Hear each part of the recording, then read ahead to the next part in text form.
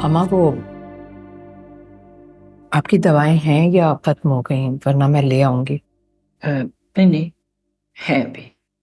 चलें तो अच्छी बात है, वरना वक्त बे वक्त खत्म हो जाए तो खामखा की परेशानी होती है।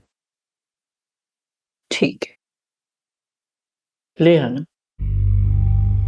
जी।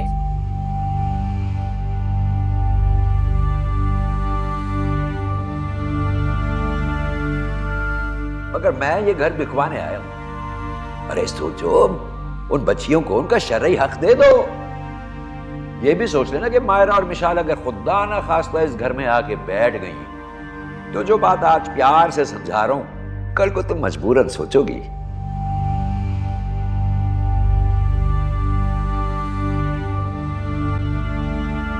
क्या सोच रही हैं? सब खैरियत है ना? नहीं नहीं, ऐसी कोई बात नहीं।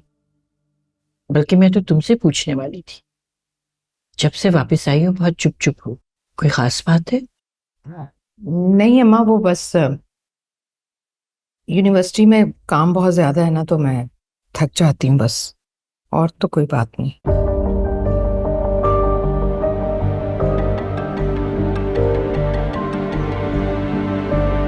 सिर्फ एक बार आप अपनी अम्मा जी से बात करके तो देखिए।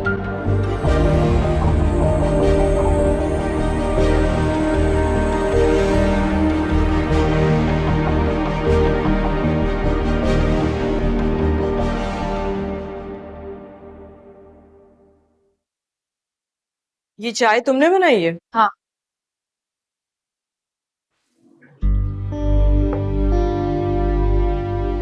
सबके लिए इतनी मनहूस चाय बनाती हो या मेरे साथ कोई दुश्मनी है तुम्हारी?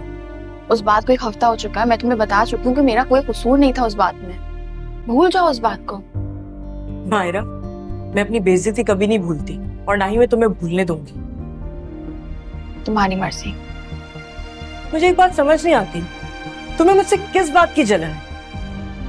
ये तुम मुझे बताओ कि मैं तुमसे क्यों जलूंगी? मुझे क्या पता, ये तो तुम्हें पता होगा ना। क्या बात है भाई? जब मैं चाय बनाती थी तब तो आप मुझे बहुत बातें सुनाती थी, अब जब ये बुरी चाय बनाती तो कैसे पी लेती हैं आप? वो जरूरी बात करनी है आपसे, कहो बेटा। अकेले में करनी है। क्या क्या जरूरी बात करनी है तुमने? मेरी शिकायतें लगाने के अलावा और क्या बात करनी है? मैं तुम्हें बता चुकी हूँ, मुझे तुमसे कोई प्रॉब्लम नहीं है, मेरा पीछा छोड़ दो आप। रमशा, खामोश हो जाओ और जाओ यहाँ से। मम्मी, आप सिर्फ मुझे ही बोलती हैं, अपनी भतीजियों को कभी कुछ नहीं बोलती ना। आपने कभी मेरे बारे में सोचा है?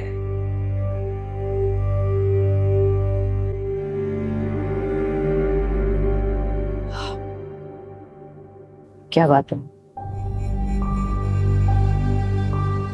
कहो। वो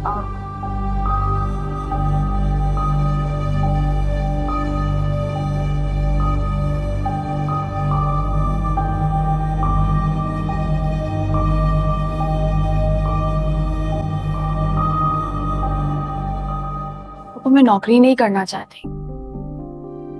मैंने बहुत बार सलमान को कहा है, लेकिन वो मेरी बात नहीं सुन रहा। वो चाहता है मैं जॉब करूं। अब आप बताइए मैं क्या करूं? बेटा, मैं इस बारे में क्या कह सकती हूँ? क्यों नहीं कह सकती? आप कह सकती हैं, आप समझाएं सलमान को। बेटा, मेरा ख्याल था कि वो शादी के बाद बदल जाएगा। कुछ बदल भी जाता वो, अगर क्या पापा? अगर तुम उसे इतने तमाशों के बाद ना मिली होती तो आपको भी यही लगता है कि कसूर मेरा है? देखो बेटा, तुमने ना शादी से पहले ही सलमान के साथ एक जिद बांध ली थी, और वो ऐसा ही है। अगर उसे कोई रद्द कर दे, उसे नीचा दिखाए, तो वो फिर उस शख्स से जिद बांध लेता है। फिर आप उसे लाख समझाए, वो टस से मस नहीं होता। वो सलमान मुझसे पैसे मांगता है, वो कहता है कि मैं नौकरी करूं। वो तो ये तक कह चुका है कि मैं आदिर के पास जाके जॉब करूं। मैंने उसको बोला मैं उस ऑफिस में नौकरी नहीं करूंगी, लेकिन वो बेटा, खुदा के वास्ते मैं ये सब और नहीं सुन सकती। अगर आपको सुनने में इतनी तकलीफ हो रही है तो आप सोचिए मैं बर्दाश्त कैसे कर रही हूँ। दुनिया का कोई भी गैरतमंद शौहर अपनी बीवी के साथ इस तरह से। बेटा नहीं करो मुझसे ये बातें, मैं नहीं सुन सकती। अब तो मुझे माजूर समझो, बेबस, या मेरे बेटे की तरह बेशर्म। जब तुम दोनों के रिश्ते के दरमियान ना एक दरार आ चुकी है, मुझे नहीं पता कैसे, लेकिन अगर तुम चाहती तो इस रिश्ते को बचा सकती थी, सुधार सकती थी, सलमान को सुधार सकती थी।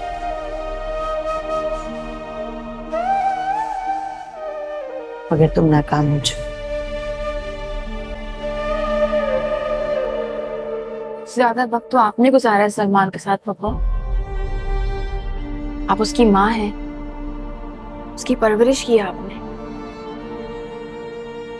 तो आप अपने दिल पे हाथ रख के मुझे बताएं,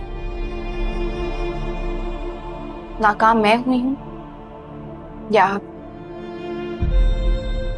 बेटा तुम हर बात को ना बहस और दलील से जीतना चाहती।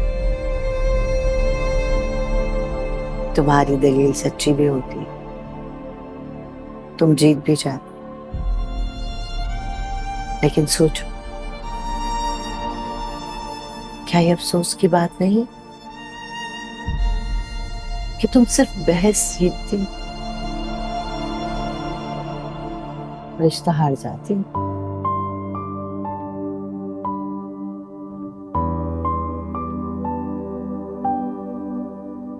तुम अगर अकेली इस घर में होती ना तो कब की रस्सियां तुड़ा के भाग चुकी। मगर तुम्हारी बहन का मुस्तकबिल, उसकी खुशियां जुड़ी हैं तुमसे। तुम सलमान के लिए, मेरे लिए, अपने ससुराल वालों के लिए या इस दुनिया के किसी भी शख्स के लिए कुर्बानी नहीं दे सकती और देना भी नहीं चाहती। तुम हम सबसे अपनी बहन को अलग रख के सोचो मायरा, और किसी से नहीं। कम से कम अपनी बहन से रिश्ता निभा दो।